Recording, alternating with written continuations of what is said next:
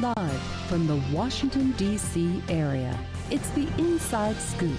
All the news that our viewers want to know. Now, here's the host. Thanks for joining us. It's summer, it's hot. I was actually going to take the summer off, but there's too much going on. I wanted to come in and talk to you about some great stuff. We've got a great show tonight. I've got a very special guest in the house. Very proud, my good friend Alfonso Lopez. If you don't know him, folks, you're in for a great treat. We're going to talk about all sorts of stuff.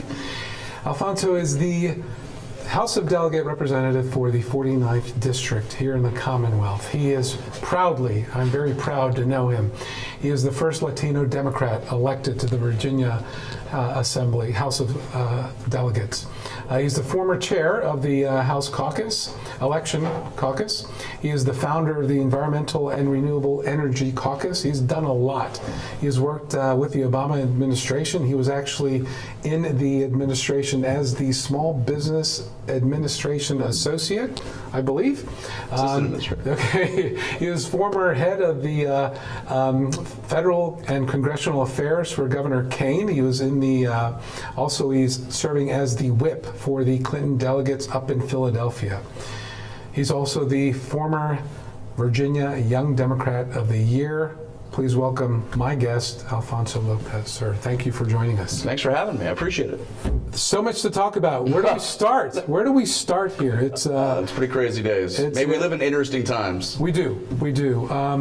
Let's start topical news. The Republicans are having their convention. Observations. It's going to be wacky. Today, folks that missed it, it was a wacky sort of to the convention activities. Wow. It was amazing. Yeah. In the first day of the Republican National Convention, around hour 3, right, they had a big rules fight on the floor of the house, floor of the convention hall in Cleveland, where delegations from Colorado and Iowa walked out, right, where U.S. Senator Mike Lee from Utah and former Attorney General Ken Cuccinelli from Virginia were leading a revolt on the floor. Well, they didn't get their way. Well, they didn't get their way, but it was a huge fight about the rules and whether or not there should be a roll call vote for the rules of the convention. And they are using words like thugs to describe their leadership. It is fascinating that this is happening all in front of the national news folks. Sure. So what does that say about that there's some kind of unity is far from the truth, it seems. Well, yeah, this morning, Mr. Trump's campaign manager basically said Governor Kasich was embarrassing as governor to the state. Right, and then Newt Gingrich said something similar as well. I mean, if you were going to a convention, you want folks to see that you are the party, that you're the adults in the room, that you are the party that's looking forward to the future, that can lead us in sort of dynamic and troubling times. And right now, the Republican Party is not showing that with their convention fights. So I think it's two parties. I think there are two parties still battling for the label. Because we all have Republican friends. Right, yeah, me too. They're not crazy in my view. We just disagree on a lot of issues. Right. There's a lot of crazy out there with this sort of new sort of a brand of Republican. It's not diverse at all. No. The typical Republican Party at least tried to have some diversity. Right. Tried to be a little bit more open, tried to be a little bit more inclusive.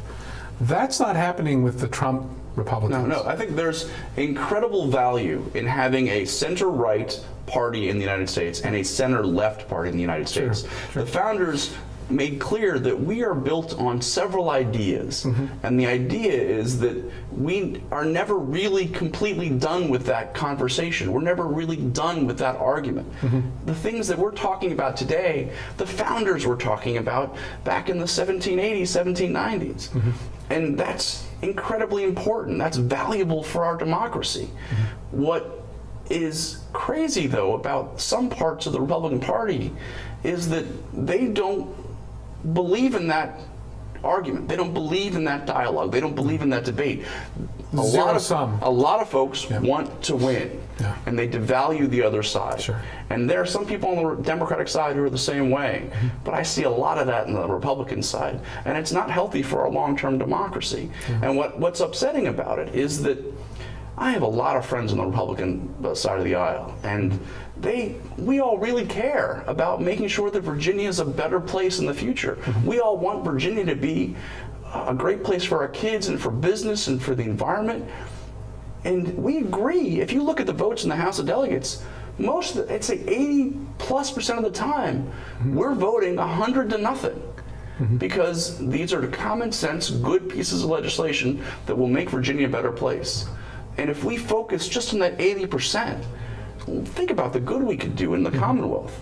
It's that 15, 10, 20% that always keeps us apart. It's those social issues, right? Social issues, sometimes economic issues, sometimes just politics. And what's happening is you see a lot of the divisiveness post '94 with the Newt Gingrich contract on America, where contract on America. Sorry, that's actually well said. I'm going to brand for America, where you had this real divide. It used to be Bob Michael and Tip O'Neill, the leaders of their respective parties in the House of Representatives. They went to dinner every night. They were wives, had cocktail parties on weekends. They played golf on weekends, and there was a real dialogue. There was something that mattered about having a loyal opposition, where you compromised and you worked together and you got to yes. Well, you said the word compromise. Right. That is a horrible concept for the newer brand of Republicans. Somehow compromise became a dirty word. And the fact is that not having compromise, which, as the Federalist Papers wrote, is the key to our republic, that in and of itself is very damaging. It goes back, and you've heard maybe me on this theory, it goes back to every 10 years we have a census. Every 10 years we draw districts. And based on those and how you do redistricting, you get people that really focus and collapse the diversity into certain districts. So you don't have the diversity of thought. It's elected officials choosing their own people who are electing them. And you have to think like me to be in my district. And it's an echo chamber. Yeah, what happens a lot of the time is, I think if you had more diversity, if there was nonpartisan redistricting, you'd actually see a lot more compromise. Oh, absolutely. You'd see a lot more people who are centrists and willing to... By the way, most of the country is. Right, exactly. Exactly. If you talk to folks about issues, they come down on the middle a lot of the time. People just want to pay their mortgage and make sure their kids are safe and they're going to school and that they have a bright future ahead of them. They're not getting in the weeds a lot of the time on public policy. But if you talk to them, if you actually do the polling, folks are centrists. Now, I'm a proud Democrat, but what's happening is people need to accept that the United States is changing, we're evolving, we're becoming more accepting of diversity. And I think a lot of the time you see people who are railing against that. And I don't know if that's healthy or not. I mean, look at Virginia. In 1970, the year I was born, we were a rural state. We were 70% rural, 30% urban and suburban. Today, reverse that. We're 75% urban, suburban, and exurban, and 25% rural. In the year I was born, in 1970, Latinos made up 0.9% of the Virginia population, Asians made up 0.3% of the population, whites made up 83% of the Virginia population, and African Americans made up the rest. In just 45 years, we've gone to Latinos making up 8.7% of the Virginia population, Asians making up 5.6% of the Virginia population. Now we have 1% Indian Americans, 1.2% Muslim Americans, and whites have gone from 83% to 63% of the population. A 20% dip in just 45 years. We're looking at a demographic tsunami in Virginia. And the thing is that I think that there are people who are either not accepting of that, they don't see diversity, or they don't want to see diversity. So I've put it in this bucket. I think it frightens some people. And I've spent a decade in Herndon, and I've heard the other side in terms of Look, you have people that this is their home, this is Right. their hometown. They live in the home their parents were born in or grew up in. And that shift, it's a fundamentally different neighborhood, county, commonwealth, and country. So for a lot of people, it's very unsettling because you do have people that, speak a different language, or that food looks funny, or that smells funny, and it's just change is very scary for some people, and I think it's primarily driven by fear. I generally don't think people hate. Hate is a thing. Racism is a thing people are taught. I don't think. We're one race. That's the thing. We try to break up the segments and this race. We are a human race. South Pacific, you have to be carefully taught. The song, you have to be carefully taught about racism. That's right. And so, the fact is that I agree that you have to be carefully taught, and we are one human race. But we are so strong because of our diversity. Absolutely. We are so strong because of the wealth of experience and perspectives and academic prowess that other cultures and communities bring to Virginia. I mean, when you have so many different communities and ethnicities and nationalities coming together, that makes us so wonderful. And so much stronger and that much more competitive against other states as well as other countries. Absolutely. And so rejecting that, or even making noises about rejecting that, like you're seeing with the Trump campaign, is so counterproductive. It's so unnecessary, and it's not who we are. Right. No, we're not. I think who we are is going to be visible at. I always use the Olympics as sort of the example of who we are. You look at our Olympic team. Right. It's a hodgepodge of mutts and different nationalities and races. You look at China, kind of tell who comes from China. You look at some of these other countries, there's no diversity in those countries. But you look at the American representation and just how diverse we are as a people. That to me is our strength. Oh, it's incredible. I mean, and you know what? I'm incredibly proud of Virginia's delegation to Philadelphia. We have certain goals, and we've exceeded those goals in terms of, say, Latino representation, in terms of Asian representation, younger people representation. That's incredibly powerful, and I think it sends a very distinct message to see what kind of population you're going to have in the Hold that thought. Hold that thought. We'll be right back, folks. We have so much to talk about. Come right back.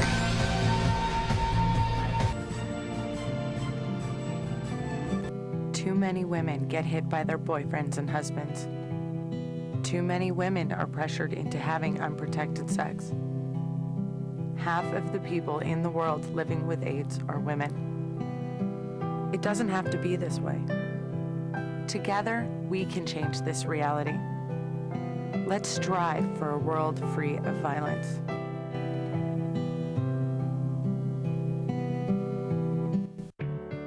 At Volunteers of America, we don't just give kids a way to stay off the streets. We give them the tools they need to reach their full potential. We don't just help the elderly receive needed care. We help them live life to the fullest. We don't just provide food for homeless individuals and families. We provide job training and placement so they can buy groceries. Volunteers of America is a national organization that for over 100 years has provided programs and services that allow people to overcome their challenges to become vital members of their community. At Volunteers of America, we don't just help people, we help people help themselves. Find out how you can support the programs that are working in your community. Contact Volunteers of America today. Call 1-800-899-0089. Drivers face all kinds of distractions. Guys, stop playing now. Before your wireless phone becomes one of them, stop. Drive safely. Keep your phone in easy reach and dial sensibly. In bad weather or traffic, call later and use a hands-free device. Remember, with wireless, safety is your call. Why don't you just wash your car at home? When I wash my car, everything runs down the street and down into the storm drains. With all the chemicals in the soaps and waxes, the last thing I want to do is poison my own drinking water. At least here, it's all contained and recycled on site. That's why I also take my car in for oil changes instead of doing it myself. I might take a chance on spilling stuff. You know what the best part is? What? More time to kick back and watch the game. We're back to the Inside Scoop. Here again, your host. Hi folks, Cesar here. Welcome back. I promised you a great show. I'm here with my special guest, Democrat Alfonso Lopez. He is the House of Delegate Representative for the 49th District of the Commonwealth of Virginia. Alfonso, thanks for hanging around. Sure, my We got a pleasure. lot to cover. Let me just piggyback on what I said before about the convention delegation. Yes. The convention delegation for the Democrats going to Philadelphia is going to look like Virginia. There's every color of the rainbow. Yeah. Young, old, everybody. Rural parts, Northern Virginia parts, every part of the state. I don't know if you can say that about the Republican delegation to Cleveland. So that's something we can all keep an eye out on? Yeah. Yeah, okay. I think we know the truth there, but look, I think both parties need to do a much better job of promoting and recruiting. So, I agree. Mike Pence is the VP pick. Did you see what happened with his first interview with Donald Trump and Mike Pence? Tell me about it. Leslie Stahl from 60 Minutes had Trump and Pence. Okay. And Trump went on about how great Pence was, and then he went on about how he was against the war and Hillary had voted for the war in Iraq, and Leslie Stahl stopped and said, "Well, so did Mike Pence." Oh, nice. Mike Pence voted for the war as well. Of course. And apparently Trump didn't know that and said, well, he can make mistakes too. Why would he know that? But here's the kicker. Right. She followed up and said, well, why is it okay? Is it okay? It's okay for Pence, but it's not okay for Hillary? And he said, yeah, that's right. Yeah. Surprise. Surprise. So, Secretary Clinton is in search of a VP. Yeah. So what do you think about that? Well, yeah, I think I've got some clues, but what do you got? What do you know? I think this is going to be airing a few times after we know who the VP is going to be. But right now, Hillary Clinton is talking about some incredible public servants. Elizabeth Warren, Hickenlooper, Castro, Tom Perez. I really hope that she takes Tim Kaine. It's my favorite pick. I know. It's not just because I work for him. It's not because I did congressional federal affairs for him. It's because I think at this point in America, and as a part of our national dialogue, I think we need Tim Kaine. Yeah. The one thing, if someone asks me what is it about Tim Kaine that if you could describe him in one word, I'd say kind. Yeah. He's a kind person. He really is. And it's not fake. I've seen it in private, and when I work with him, and it's a function of who he is. Yeah. And he takes a people perspective and a pragmatism in everything he does, Yeah. and that comes from how do I make families' lives better? Yeah. And I don't care if it's a Republican idea or a Democratic idea. Yeah. I just want to get the best idea out there. And I think that's why you see no one really coming out and saying, I'm going to condemn him or I'm going to attack him. Yeah. When the Republicans last week had a press call where a bunch of leading Republicans were talking about Hillary Clinton and their Cleveland convention, well, someone brought up, well, what do you think about Tim Kaine? And there was silence. Yeah. And then Bob Goodlatte actually said, well, I'm not going to say anything bad about Tim Kaine. He's a nice guy. Well, no, but he's also, bright. He's articulate. his Republican colleagues in the Yeah. U.S. Senate Yeah. actually think he's an incredibly good legislator, Yeah. and he's the kind of person who is a deal maker, who gets things done, but comes at things from a basic sense of fairness Yeah. and justice.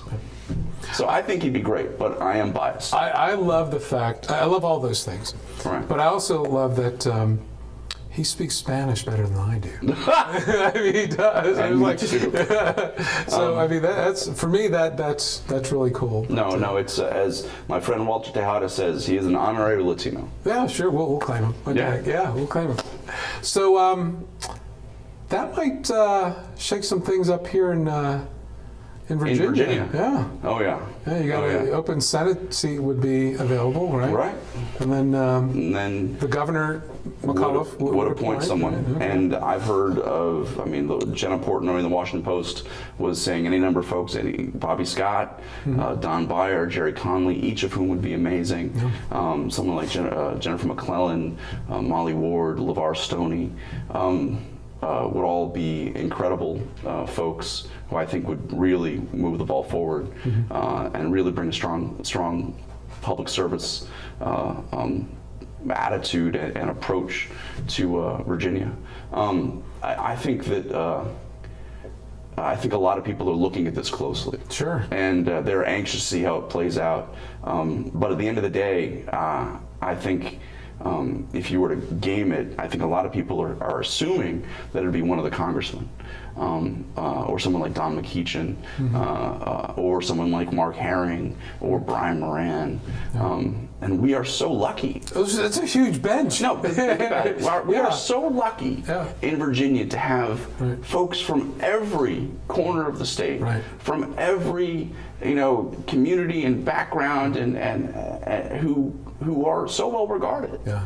And so just think about that. Yeah. Think about what that means for our bench and going forward. Those are A players. Oh, they're all A players. Yeah. Jennifer Wexton, Scott Serval, Chap Peterson, could all be doing amazing things. Absolutely. How wonderful would it be if you could take a lot of these folks and just have them senators all over the country? Sure. Think about how much good we could do. No, absolutely. So we are lucky here in Virginia, from the Democratic perspective, that the way we go about electing our officials through the party endorsements, they're just sharp individuals. Oh yeah, the cerebral, their intellects. I mean, they're just very proud of them. One of the most fun things I have in Richmond is just going to dinner late at night with Adam Evan or Marcus Simon or Rip Sullivan, and or Charnel Herring, and just talking. Yeah. And getting to know them as people, but also realizing that these are incredible leaders. I mean, Marcus Simon and I have a great deal in common. We're roommates down in Richmond, but I would trust him with anything. And Rip Sullivan, I mean, I think he should be, I see him as a future Attorney General or Governor, but we have a great bench. Yeah. Do. So Governor's going to have a tough time if that does come to fruition. I'd like to see it happen. I'd hate for us to lose a high-quality senator from Virginia. No, but it would be wonderful. It would actually. I know this is all pie in the sky. We don't know what's going to happen in the next few days, but it's nice to ponder. Absolutely. Well, that's why we're here. That's why we're here. That's why we're here. That's why we're here. Absolutely. Back to the Clinton campaign. How are they doing? I think the campaign in Virginia, the coordinated campaign, this is the all-star team. Brian Zazanik, Corinne Charles Dongo, Marvin Figueroa. These folks are well regarded, they're well respected, and they're some of the best in the country. And this is a swing state, right? This is arguably the swing state.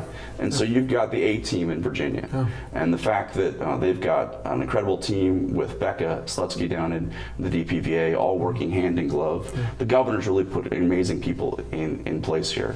And the fact that they cherry pick folks from Kane's office and Warner's office, I think that says a great deal about the kind of respect that Hillary Clinton has for Mark Warner and Tim Kaine, but also the incredible respect we have for these kinds of homegrown campaign folks. And I got to tell you, I think the contrast that you will see between the campaign we have and the amount of energy and money and just bandwidth across the state compared to what Trump is doing or will be able to do, it's going to be like night and day. There's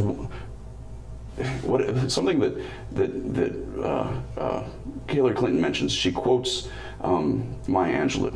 She says, "If someone's telling you who they are, believe them. it says a great deal about Donald Trump that his campaign chair is Corey Stewart, right. A person who has built his entire career, his entire political career on boorish behavior, division, and xenophobia. Right. All right? So what does that say about Donald Trump? That he thinks that his leader in Virginia should be someone as really reprehensible as Corey Stewart. Now, is it possible he doesn't know his background? Because he didn't know Mike Pence, that background. I mean, is it just possible? It's definitely possible, but at the same time, what does that say about Donald Trump? Well, right, but he's not really a details kind of guy, right? I mean, I'm sorry. Yeah. I want my president to read. I want my president to be a details kind of guy. Yeah. I want you to have a larger vision, but I also want you to have the kind of leadership qualities and thoughtfulness that enables you to understand the nuances and to get in the weeds a little bit. Wow. I want you to have a big picture. You want competency. Is what, well, if you're looking at the Trump campaign right now and comparing and contrasting the Trump campaign, which seems to be flailing about, I mean, you saw the Pence rollout. Yeah. You've seen the kinds of things they're saying that don't stop. I mean, everyone keeps thinking, well, he'll stop. He'll start being presidential any day now. Has it begun yet? No, but one could make the argument that that's why he won the primary. Yeah, well. Because he wasn't sort of that traditional institutional process candidate. Yeah. Right? Well, it's interesting. When Corey Stewart actually said that Ralph Northam and Hillary Clinton were to blame for the shootings recently, even the Trump campaign, even the Trump campaign said that Corey Stewart had gone too far.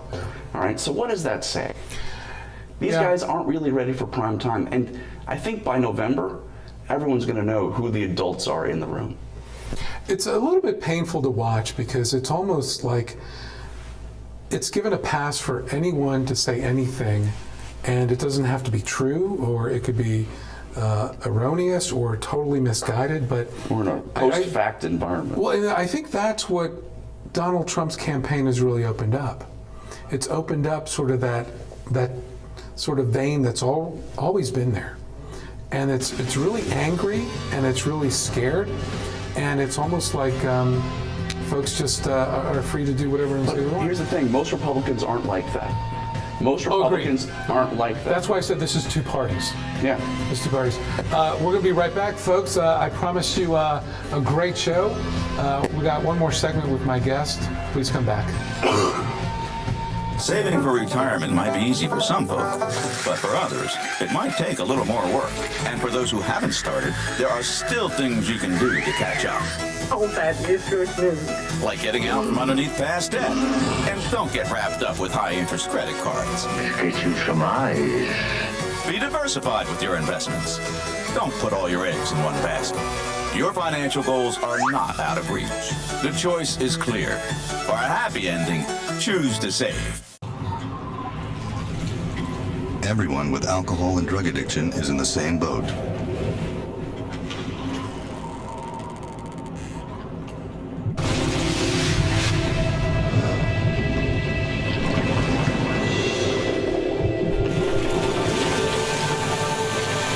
With treatment, you can find solid ground.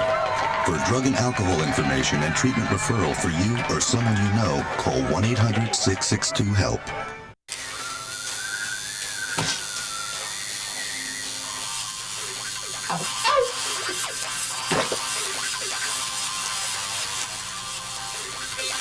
Dude, are you sure you want this tattoo? Because just do it.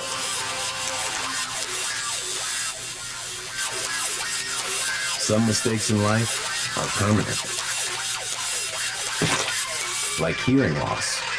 To learn how to protect your hearing, visit asha.org. You've probably heard about heart disease, but did you know that it's the #1 killer of women nationwide? Heart disease claims more lives each year than breast cancer, lung cancer, or strokes combined. But there are steps you can take to protect yourself against it. For more information on how you can prevent heart disease, contact your local American Heart Association or visit their website at www.americanheart.org. we're back to the Inside Scoop. Here again, your host. Hi folks, Cesar here, back with you with our third segment, and my guest, Democratic House of Delegate Representative for the 49th District, Alfonso Lopez. Sir, let's talk about xenophobia. It's running rampant. How did we get here? I really couldn't say, but I think what Donald Trump is doing is he's taking advantage of the slight bumps he gets by saying the most outrageous things about Latinos, specifically Mexicans, being rapists and thieves, and not the best people being sent across the border. Well, some are okay. Some are okay. I'm sure some are okay. The dog whistle politics, which is really sort of hearkening back to the ugliest days of America's political discourse. Which aren't really worthy of who we are as a country. Thinking that this is okay to take advantage of this approach as a way to win the presidency. Why is it bad to be Muslim? Right? It's absurd. It's like a religious test, a Sharia law test, but like some kind of religious test goes against everything we were founded on. But then expand upon it. It's not just, anti-Muslim, it's anti-LGBT. I mean, Mike Pence, what he did with the religious freedom bills, I mean, when the impact with the sports leagues, businesses, Fortune 500, Fortune 100 businesses saying, I'm sorry, we're going to pull out of Indiana because of your policy. And then him having to sort of come back and fix that. Well, that was a fiasco, because he tried to walk it back, and then he said he wasn't walking it back, he wasn't going to fix it, and then in some silent room with no coverage, he totally walked it back. No coverage whatsoever. And so the fact that Donald Trump thinks that this is okay, and that sort of elevating someone who espouses these kinds of ideas ever is really wrong and sort of ugly. It concerns me that he has so much support. And he has support from some very, look, I have friends that are Republican that are just going to go ahead and vote for him. No, I get that. I get that. But, at the end of the day, I feel like there's something, there's a line in the sand that you really should never cross. And I would hope that a lot of my Republican friends would understand that there's a bad joke going around that if you're a delegate on the floor of the convention and Donald Trump says something that's pretty ugly and the camera shoots to you, what does that do for your dignity? I mean, what does that say about you? What does it say about the person who supports and enables the bigot? And I don't know Donald Trump, and I don't assume to know everything about him.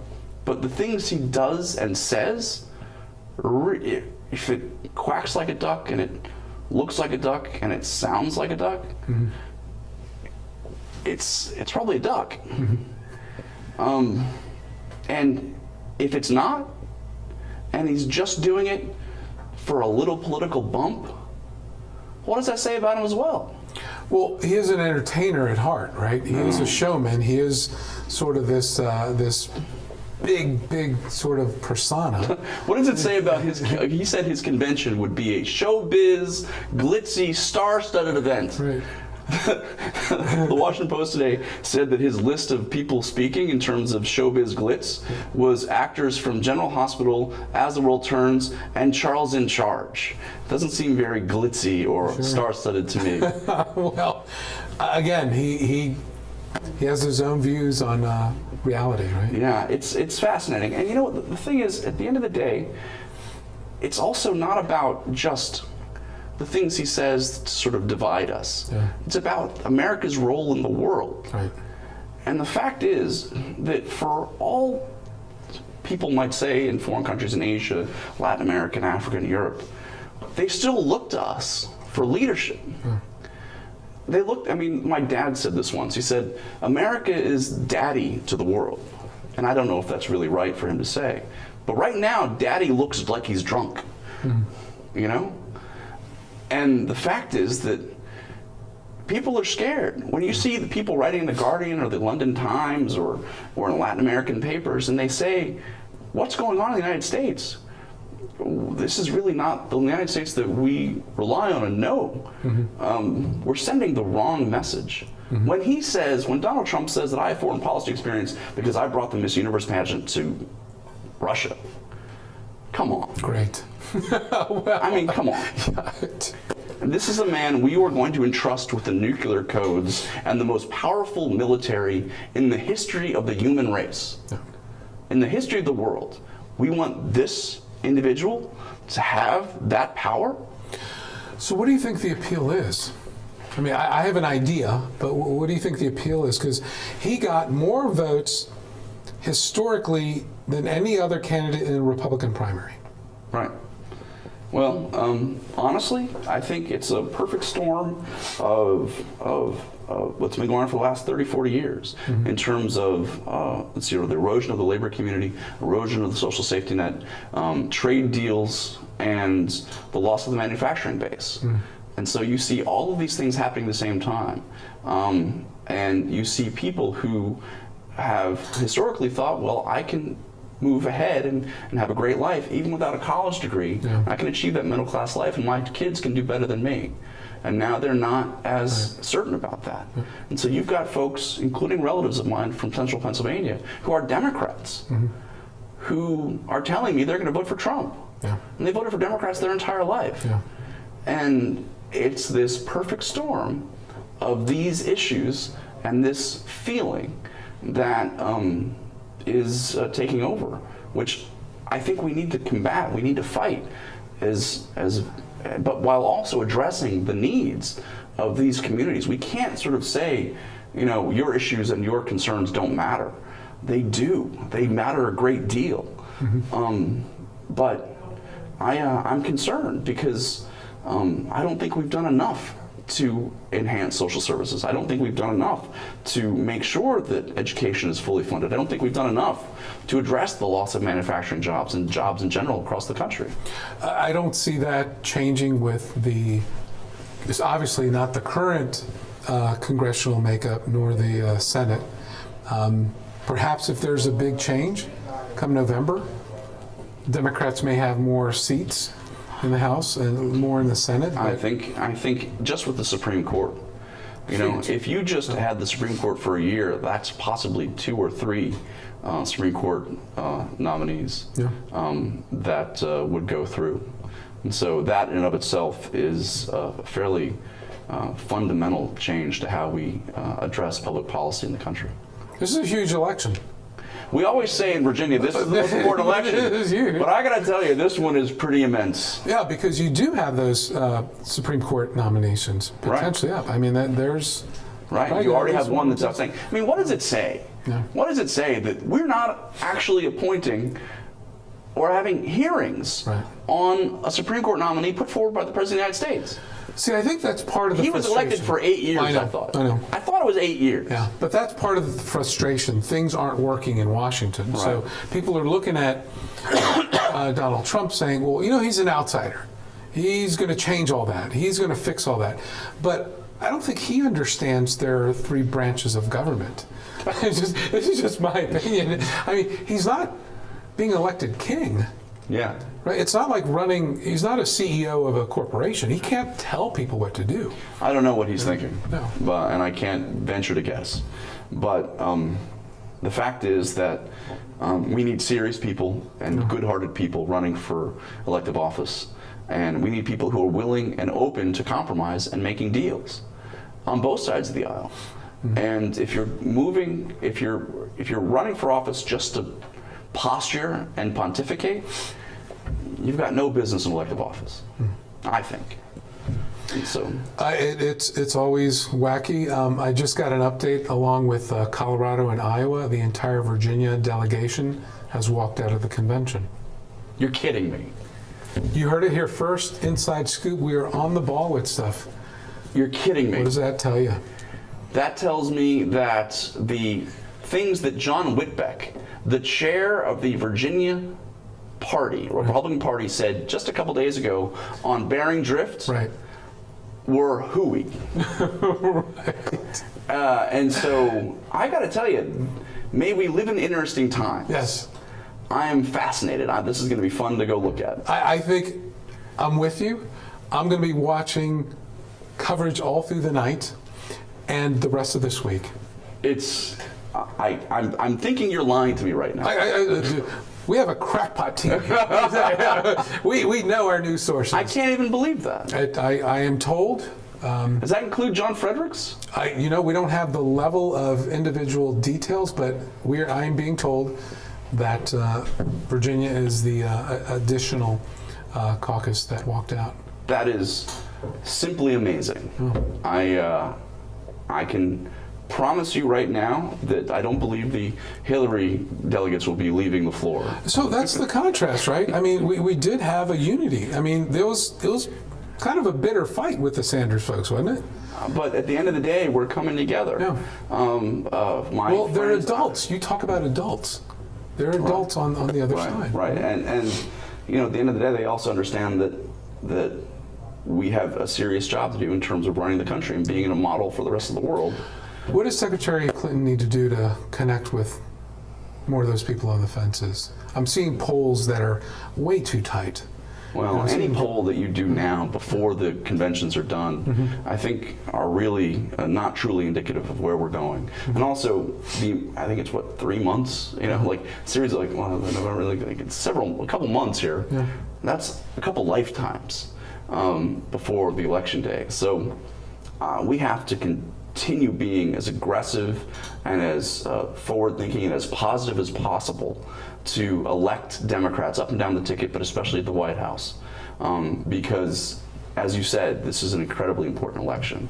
And the vision that is being put forward by the Trump folks is, I don't think, the right vision for America.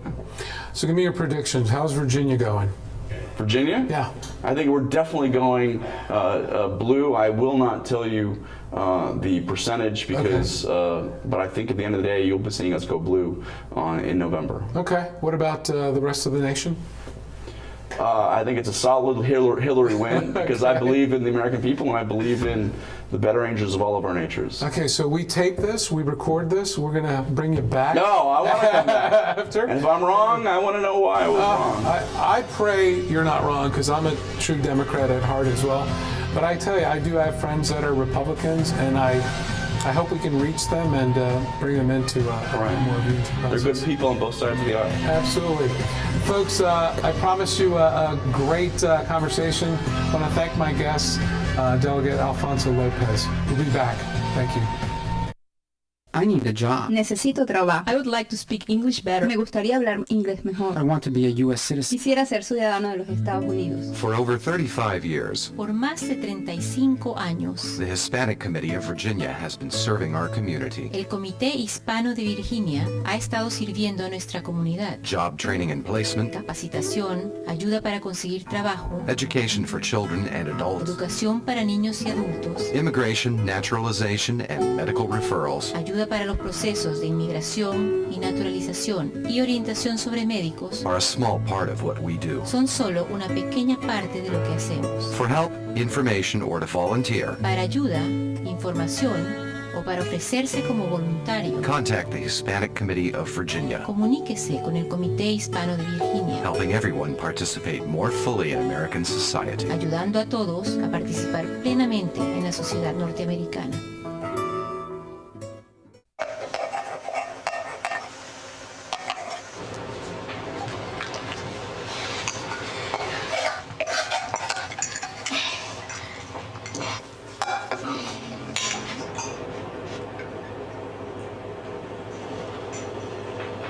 Hey, Lena, where's yours?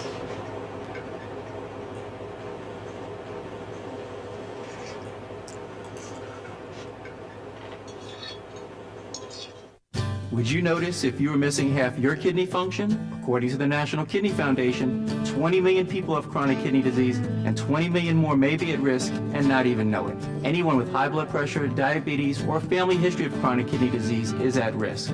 Early diagnosis is vitally important.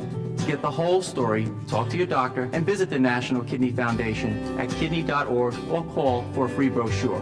Because when it comes to chronic kidney disease, you might not know the half. We're back to the Inside Scoop. Here again, your host. Hi folks, Cesar here with you, back with our final segment. Want to introduce a special guest this evening, Dr. Alex Cullison. He was born in Baltimore, Maryland, obviously. He is the son of a Chesapeake Bay pilot, Go Chesapeake Bay. Comes from generations of sea captains. He grew up in the suburbs of Maryland. After high school, he enlisted into the Air Force. Good job. He later went back to school and became a U.S. Merchant Marine engineer officer. He sailed as a Marine engineer and subsequently worked for the organization that represented Marine engineers. He is passionate about learning, and he constantly is attending night classes and taking college courses. He received his first BA degree from Endicott University. He got his BS degree from Excelsior College up in New York. Later, he obtained a Master's of Arts degree from the State University of New York at Empire. In 1997, he became the doctor with his PhD from the institute and university located in Cincinnati, Ohio. That was Union Institute and University. He's also worked as an engineer, contract negotiator, mediator, arbitrator, a whole bunch of stuff. He's happily married to his wife Diana. They have a son, Alexander, who is also writing a book, and I'm told he's a better writer. So Alex enjoys travel, literature, and he's done a bunch of fascinating stuff, and he is basically volunteers his talents with groups and charities in his community here in Fairfax, and he believes people should share their experiences and knowledge. Sir, thank you so much. Welcome to the show. Did I get all that right? Did I miss anything out? I found your bio very interesting. You've done a lot of technical reading and writing and just a whole bunch of analysis. Right? That's probably one of the main reasons why I wrote this book, because so much of what I have done in my life has been writing third-party narrative, arbitration decisions, doing research papers, and to write something in a conversational dialogue is something that I've never done before. And, I love it. I love when people push themselves out of their comfort zones. Well, this was a big and grow. push. This was a big push. Good. So tell me about the book. I read the little bit of summary. So this is a prequel. It's called Werewolf Origin. Right. Okay. Right. It is a prequel to a 1941 black and white movie called The Wolfman. Right. In the movie, Lon Chaney Jr., this is where he makes his big debut. He goes with two girls to a gypsy festival, and to get their fortunes told. And there's Bela Lugosi plays a gypsy fortune teller. How can we forget? How can you forget? What happens is one of the girls goes and gets her fortune told. Lawrence Talbot, Lon Chaney Jr. goes off with this other girl by themselves. And Bella turns into a werewolf, attacks this one girl, winds up killing her. Lon Chaney Jr., as Lawrence Talbot, runs to their rescue. He has a silver-headed cane. He kills the werewolf, beats the werewolf with the silver-headed cane, and but the werewolf bites him. Unfortunately, the girl dies. But what happens next is, as the genre starts, Lon Chaney Jr. becomes a werewolf, which is all good. The thing is, we know that story. We know that story, and that started the whole genre of werewolves. But you never find out. They don't make any attempt to explain how Bella was a werewolf. How did he become a werewolf? So the book is a prequel to the 1941 movie of how Bella became the first werewolf. Very cool. Very cool. Now, what inspired you to write this? What was it that made you sit down and lock yourself in a room, or however you did it? That's pretty much how I did it. The two things. One, I remember seeing the movie actually with my mother, and she would drag me to all these horror movies, and I remember when I was watching it, you know, how it made perfect sense how Lon Chaney became a werewolf, but it never explained how Bella did. So in the back of my mind, I'm always thinking, well, you know, someone needs to answer that, and I thought, well, did some research. No one really attempted to, so I figured I'd be the one who would do that prequel. The other thing is, like I said, it's just personal growth. I really wanted to do something different, to really, something so uncomfortable for myself that I would get some personal growth out of it. Why was it uncomfortable? When years and years of just writing research papers and arbitration briefs, and it's just so hard to write in conversational dialogue. Because it's more personal. Yes, and as I went through it, it was so hard for me. And now this is what they call a novella. It's not a short story. It's longer than a short story, but longer than it's not quite a novel. If it was a little longer, it would be a novel, but it takes about 2.5 hours to read it, 26,000 words. You got pictures? You got pictures? Okay, got some illustrations. The nice thing about this book is that it is heavily illustrated. It's got 19 illustrations. Oh, wow. Okay. And the reason why I did that is because I remember when I was growing up, when I had novels that I was reading, they had illustrations in them, like kind of stimulates the creativity, like Alice in Wonderland, and I mean, they all had nice illustrations. So this has got 19 illustrations in it. Also, this is available obviously in paperback, but folks can go to Amazon and right, they can do that. But the neat thing is that in a couple of days, the audiobook is going to come out, and I had 5 outstanding voice actors do the audiobook. I mean, they just really got into it. They got a gypsy lady that just does a wonderful gypsy accent, and that'll be available pretty soon. Wow. So what's next? What's the future hold? Well, this book has a sequel to the prequel. Yeah, I heard that somewhere. Yeah, called Lunar Vendetta, and where this ends, the Lunar Vendetta would continue on with this story. It'll lead up to the beginning of the 1941 movie. Wow. Wow. Yeah. Any hidden surprises? Any gems you care to reveal? Or I guess when I had people in my neighborhood in Greenbrier and Fairfax, I asked a lot of people to read it, and it actually resonated a lot with young teens. Now, the maturity level of the book is like I would say a 16 years old, a mature 16 years old would feel comfortable reading this. Their parents would be comfortable with them reading it. But but there's, having myself personally grown up with 3 older sisters, I learned a lot of insight about women. And one of the characters in the book, a Dr. Paul Thomas, he has a friend of his named Captain Wellen, and he himself is constantly coaching him on how to get a girlfriend, to have better relationships. So the young teens in my neighborhood, especially the boys, they told me that they benefited a lot from what they learned from the book. Oh, interesting. I'm told we have a little video. Did you supply? Yes. So let's run that briefly here.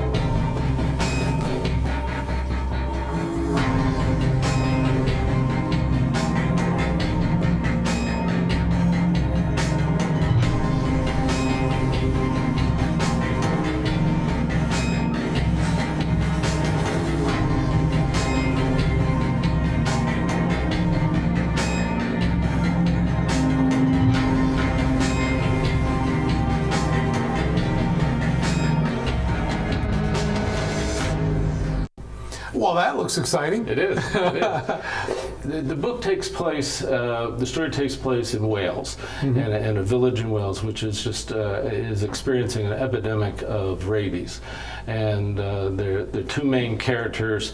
One is a physician who also serves as a veterinarian, and he and his assistant, they work very hard to find a cure for rabies. And of course, there's a whole lot of other interesting things going on at that time. Fine stuff. What's keeping you busy outside of writing here? Pretty much being a support for my family, especially my son. He's writing a book called Twilight Sun, and he's already at probably about 80,000 words. I mean, he's writing the great novel. He's 27 years old, but writing in dialogue, conversational dialogue, just flows from him. You know, me, I'm just painfully trying to get it out. Well, it's great that you decided to take on something that pushed you outside that comfort zone. Kudos. I mean, I think everyone should go through something like that. Absolutely. Growing is sometimes painful. It is. It's certainly not the easiest thing, but the fact that you did that, stepped up, that's quite admirable. So thank you. It is. So did you learn anything while you were writing? Anything like any epiphanies or just? I have a total respect for writers and authors, but it's one thing to write a book which you think is good. It's another thing to market it. I tried to do as much myself as possible, putting together an author website myself, the Twitter page, the Facebook page. I tried to do it as much myself at my age, so I could, so I understood the technology, so that it wasn't just abstract for me. Sure. And so all of that was new. And even if you have a great website, I mean, learning search engine optimization. I mean, shoot me now. It never stopped. There's all these different things that you have to learn in terms of marketing a book, getting it ready to either be printed, to be uploaded. The experience of having a book converted to an audio book, getting voice actors, it's very challenging. Well, it sounds like you did a lot and learned a lot and basically came out for the better. So more power to you. Thank you so much for sharing your experience with us. We certainly hope people check it out on Amazon, and we hope to have you back for the sequel to the prequel. Yes. And let us know how that turns out. Folks, thanks again for tuning in. We hope you enjoyed this special summer segment, and look forward to seeing you real soon. Thanks.